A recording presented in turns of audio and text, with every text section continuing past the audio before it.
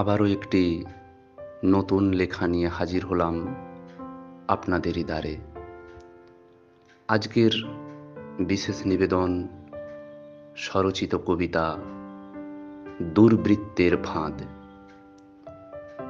দুর্বৃত্তের রাজ্যে যে আজ হলো সবাই চাকরিহারা, অযোগ্যদের চিহ্নিত করতে গিয়ে অবশেষে বিচারপতিও হলেন দিশাহারা।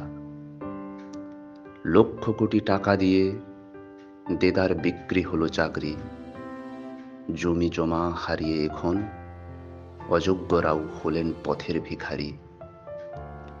যোগ্য হয়েও যোগ্যরা আজ পেল না সুবিচার, চোখের জলে ভাসছে যে তাই তুলাদণ্ডের বিচার।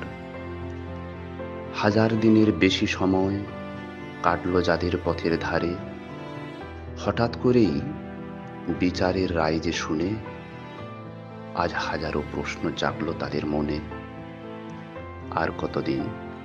আর কতদিন পথের ধারে থাকলে পরে আসবে সুবিচার? তবে কি এসব শাসক দলের নয়কো অবিচার?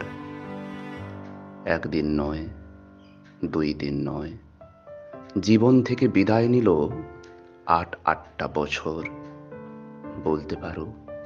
বলতে পারো আর কতকাল বিদায় নিলে ওদের থেকে যোগ্যরা পাবে বৈধতার সুবিচার? প্রশ্নটা আজ ঘুরছে শুধুই আমজনতার মনে, কারণ ওদেরও যে আছে অনেক যোগ্য ছেলে মেয়ে। কে বুঝবে ওদের ব্যথা, ওদের যাতনা? অবৈধকে যারা বৈধ করে, একদিন তারাও কি পাবে না ওদের মতোই যন্ত্রণা?